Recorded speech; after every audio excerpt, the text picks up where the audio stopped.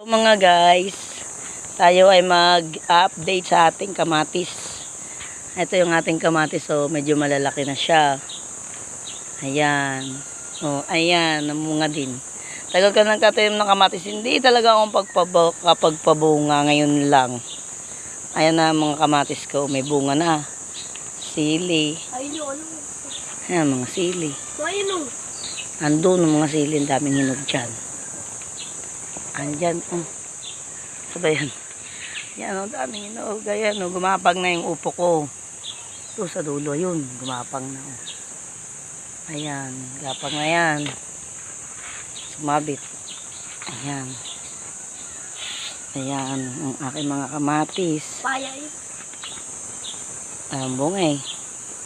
Hinog na nga eh. Hinog na nga, maliit naman. Ayan ang aking talong. Ayan, sabo ko masipag magdilig. Patay tayo dyan. Yan, talong. Ay, bakit ganyan? Ingin naman ni Papa, nagbablog ako.